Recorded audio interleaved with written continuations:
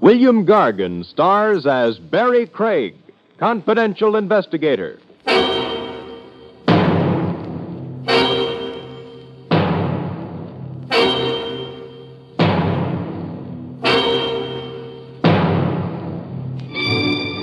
A lady killer is sometimes the worst-dressed guy around.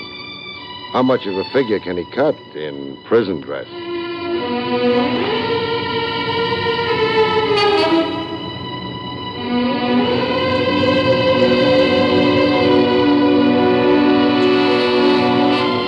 The National Broadcasting Company presents William Gargan in another transcribed drama of mystery and adventure with Barrie Craig, confidential investigator.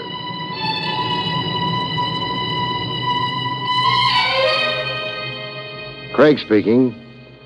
You meet out exhibits in the human jungle. Walk down any street, especially when the hour is late. The species that creep by night. Call them neurotic. Call them throwbacks to the time when man stalked his prey with a club. You meet them, and the chill on your spine spells out the word danger. Got a match, Cap? Got a match. Only a device to stop you.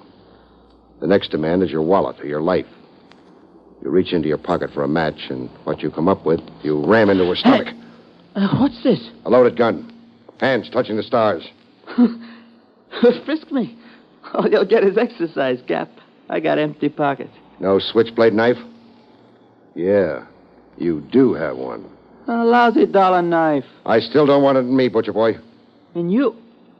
Hey, are you a stick-up or not? You're the stick-up. I mean, would-be. I'm a detective. A dick? You picked the wrong victim. Walk ahead of me. Hands nice and high. You're taking me in? I am. Well, Cap, look, I only asked for a match. As a prelude to mugging? Concealed weapons. There's a city ban against switchblade knives. Cap, don't run me in. I'm asking you. Have a heart.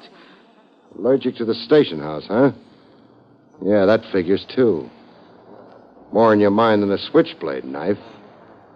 I wonder what it is.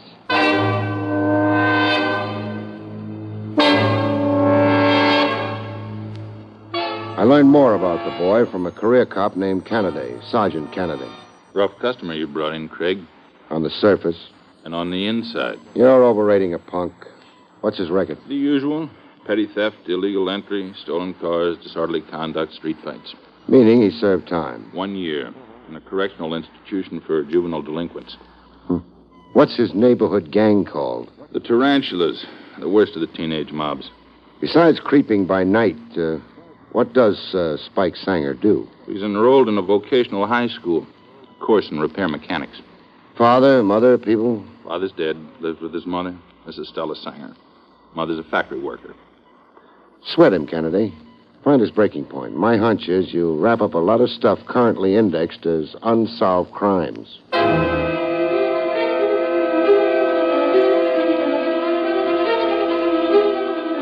Spike Sanger popped back into my life the following afternoon in the form of a visitor to my office. A girl of 17, midi blouse, wide balloon skirt, ballet shoes of the Capizio type. She had books under her arm, a stenographer's practice pad. Are you Mr. Barrie Craig?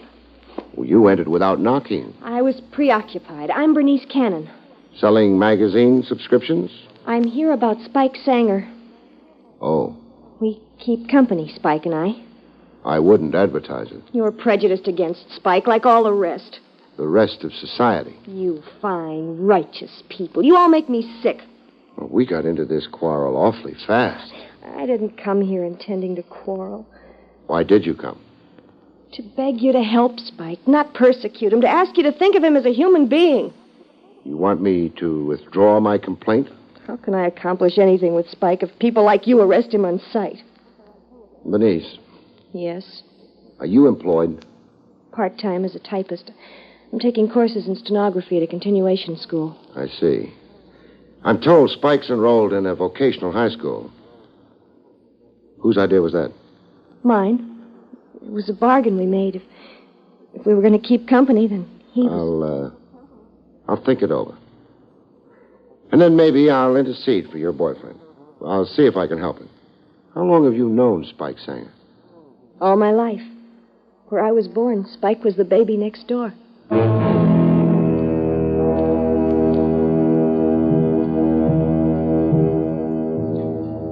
I interceded for Spike Sanger. The district attorney yawned listening to me and then brushed me out of his office. An hour later, Sergeant Kennedy explained my failure to me. There's something the DA couldn't tell you. What? What's officially developed with Spike Sanger. We sweated the boy like you advised. We found his breaking point. What did he confess to? Armed robbery and murder. You're shocked, huh, Craig? Yes, I am. Give me the details, Kennedy. Well, 1 month ago in the lower Bronx, a masked gunman stuck up the cashier of a loan association. The cashier was partly deaf, wore a hearing aid normally. But at the moment, it was turned off. He was eating his lunch. So he was slow to comply, slow getting over to the cash drawer. The gunman interpreted this as defiance. Bang!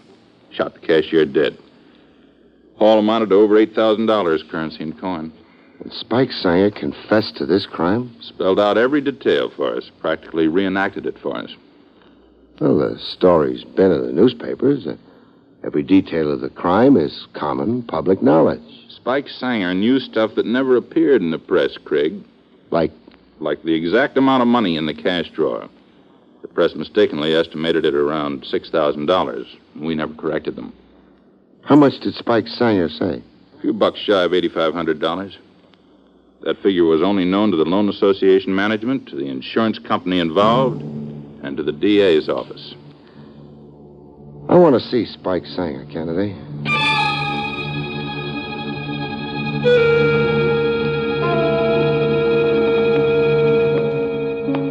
They had Spike Sanger in the Tombs. They were still sweating him, trying to get answers to other crimes listed on the books as unsolved. He was on the edge of his cot, head down between his knees. In the dumps with that look in his face a guy gets when he's turning suicide over in his mind. They'd confiscated his necktie, his belt, and shoelaces. You get out of here, Cap. You branded yourself a killer, I'm told. Yeah. And I'm your arrest. Pick up your medal at the front desk, hero. Not a shred of evidence pointing at you. A crime that's a month old and cold.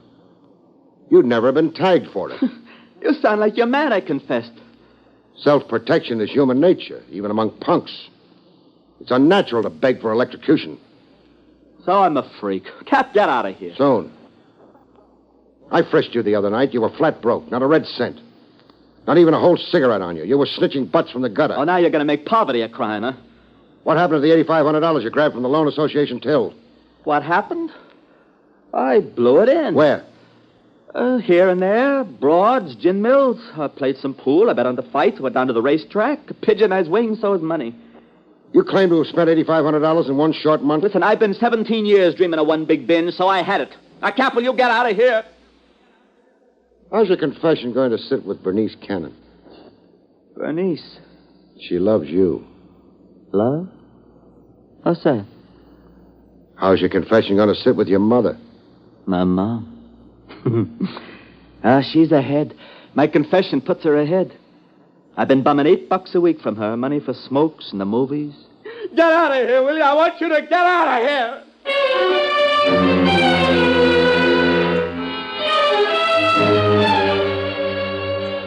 But Mama Sanger wasn't rejoicing over her $8 raise in pay. I can't make you welcome in my house, Mr. Craig.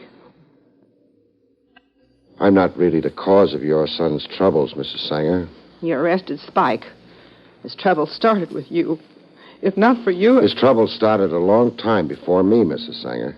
Post-infancy, boyhood, adolescence. Kids are okay, and then they're not okay. When did he begin to get wild? Boy in the slums with an invalid father and a tired factory worker for a mother. A boy who was still hungry, getting up from the supper table. Never had a suit or shoes that somebody hadn't worn before him. Yet he had enough faith in his heart to go to church every Sunday with his father. When did the father die? When Spike was 13 years old. Was it after the death of his father that Spike began to, Get difficult? Get into scrapes? Oh, I don't know when or what. Live in a neighborhood like this. Drunks sleeping on the stoops and in the halls, a saloon on every corner, filth, broken plumbing, vermin. Do you expect boys to grow up into angels? No, you can't expect... Well, do you think Spike is guilty of the crime of murder?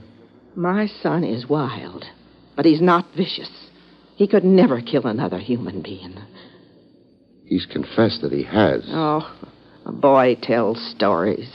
A boy tells stories to make himself great. Murderers are great people. The newspapers make them famous.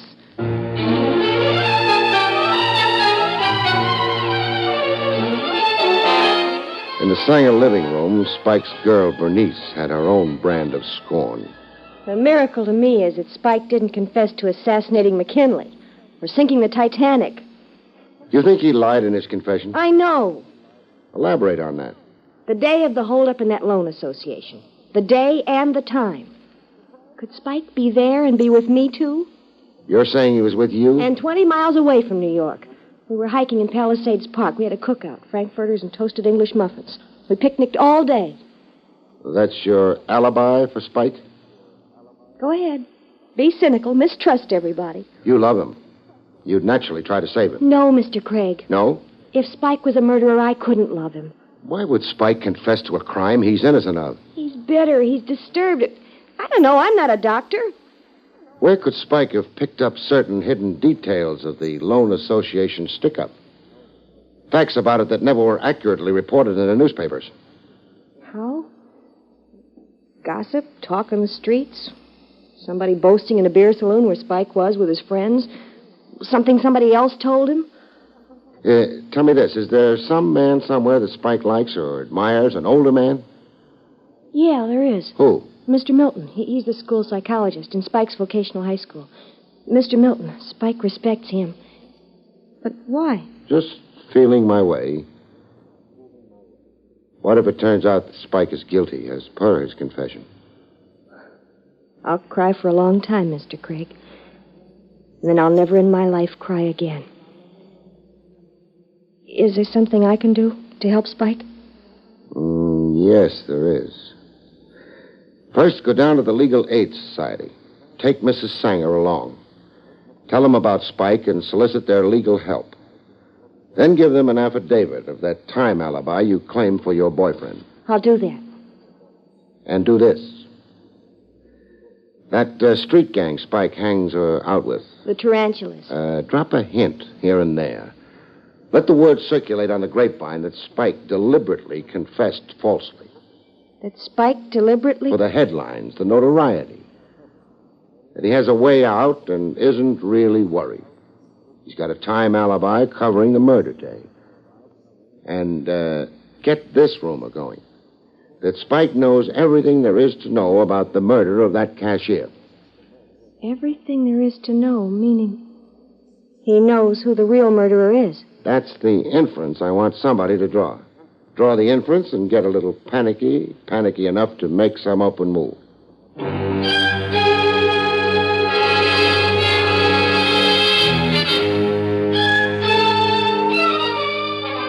At the vocational high school, the psychologist, Mr. Milton, showed genuine distress for Spike Sanger. The news came as a terrible shock. You were professionally interested in Spike. Even personally, Spike has charm and likability and cooperative qualities. Last term, he earned 14 service credits. Well, what has been your gauge of Spike Sanger? A certain emotional instability, normally optimistic, but then fits of depression. What causes them? Certain emotional maladjustment, deep feelings of inferiority, guilts. Guilts about what? Well, I can't say. If we knew that, we could get to the root cause of his behavior. Well, what generally did Spike confide in you? Spike once blurted that he'd not attended his father's funeral, that he'd purposely hidden himself away all that day in a neighborhood movie. I see. Love for the mother, not so much love for the father. Now, tell me this. Could a boy confess to a crime he didn't commit? Yes, a boy could. Why?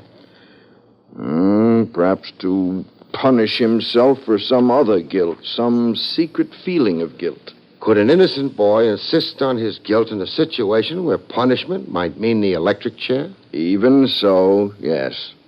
A boy bent on self-destruction could conceivably make such a confession. If Spike is asking for execution because of some secret guilt feelings, those secret guilts can't be the common, ordinary variety. Specify your thought, Mr. Craig. Okay, I'll specify. Say the boy wants to pay the capital penalty, electrocution, for a crime he didn't do.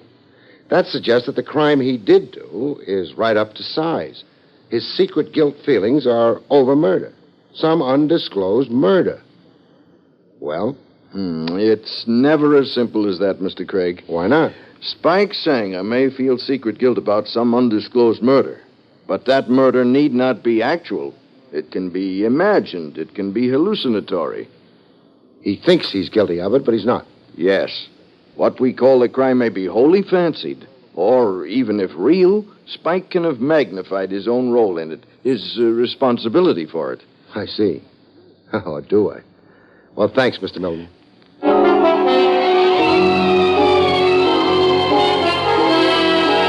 Bernice Cannon reported her success with the tarantula gang grapevine to me. We met in a remote place, a wharf that looked over the Hudson River. It feels kind of funny being so clandestine, so furtive. Try to flesh out a killer, you take risks. I don't want you spotted working with me. I don't want you hurt. Now, what's the story? I have definite progress to report. Well, tell me. I dropped hints, as you told me to, about Spike's confession being false and how Spike knew every detail there was to that happening. The robbery and murder. Well, I spent one evening in a social club the tarantulas keep up. A horrid, dingy cellar. I didn't even have to broach the subject or be clever. The boys were buzzing with it, huh? Yeah. Well, go on. Last night, I was approached on my street by a fellow known as Lou Lennox. Lennox is older. He's at least 24. But he's around teenagers. A smooth person with slits for eyes. A nervous twitch here in his cheeks. Constant twitch, once a minute. Holds your eyes. You're fascinated. Symptoms of a drug eater, I'd say. That figures, too. Armed robbery, wanton murder, and narcotics. Now, go on. Lennox played up to me. Every male trick of charm and insinuation. How pretty I was and my figure. Why wasn't I in show business? Then he began talking about Spike. As artfully as he could, but so obviously. He pumped me for details, and all that time, that awful twitch. Lennox showed anxiety? Yes. If ever I've seen a man deep down afraid. He asked me for a date. Pretended he was falling for me. He wants from you all that Spike knows about the Loan Association murder. Lennox figures a date and a few drinks will loosen you up. It's to be tonight. Lennox has a car. He'll be outside my house. Mm-hmm. I'll keep the date.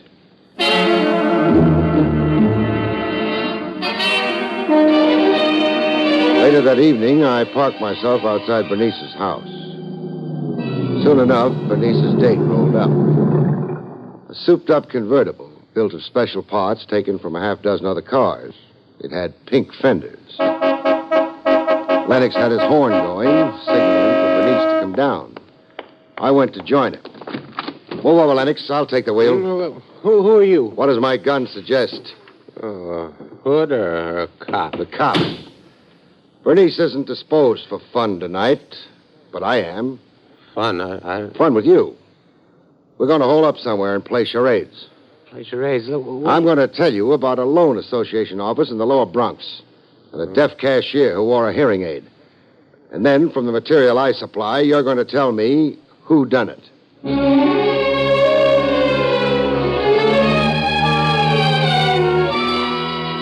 Lennox amazed even himself. He lasted all night. With the break of dawn, he reached his breaking point. At headquarters, I waited until the police stenographer completed typing up the Lennox confession. Kennedy stood around looking just a little perplexed. 2 confessions to the same murder. Which do you believe, Kennedy? Lennox's. He's been up for murder before, and not only that... All cut. I want a carbon of Lennox's confession. Sure. Typist is finished here. And now I want it signed. Then I want to pass to the Tombs. Sure. Sure thing.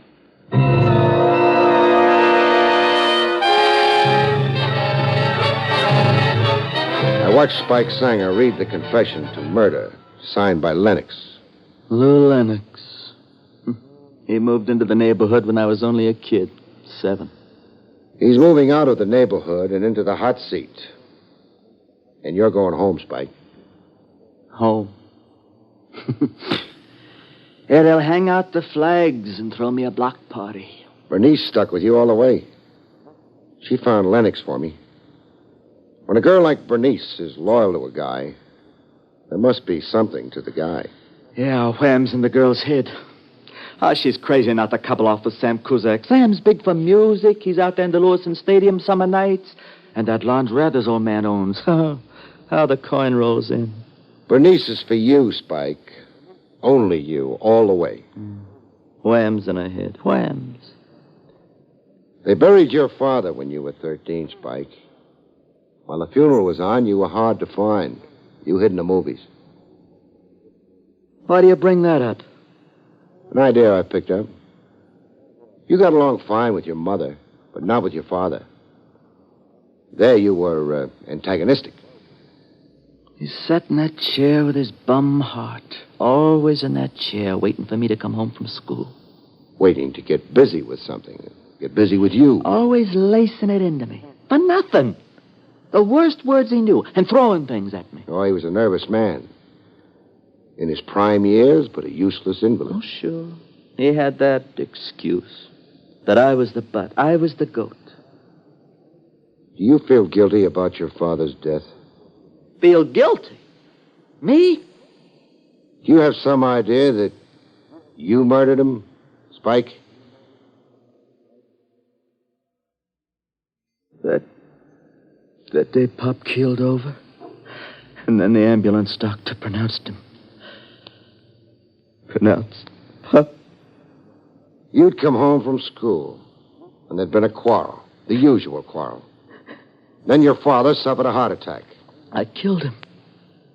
I got him so excited, he fell down on the floor. So that's it, huh?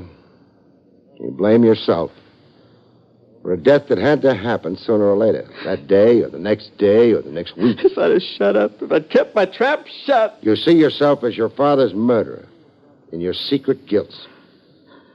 So you tried to die for a crime you had nothing to do with.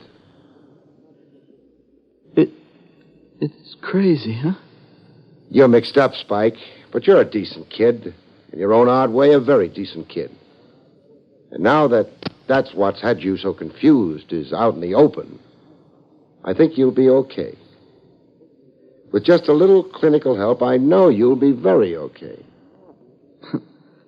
You sound like we're coming out of this friends. We're friends. Sure, Spike. We're friends, all right.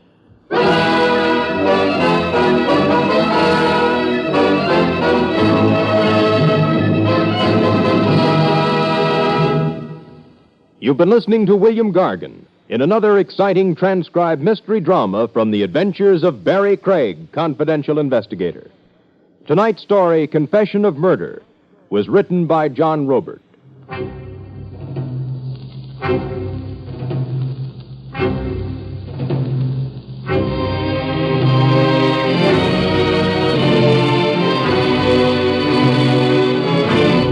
The National Broadcasting Company has just brought you an NBC Radio Network production with William Gargan, starring as Barrie Craig, confidential investigator, directed by Andrew C. Love.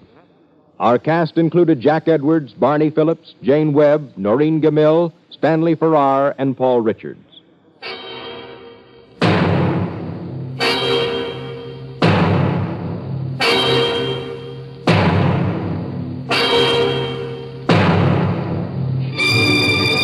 Convicts tell their true light stories on The Loser tonight over most NBC radio stations.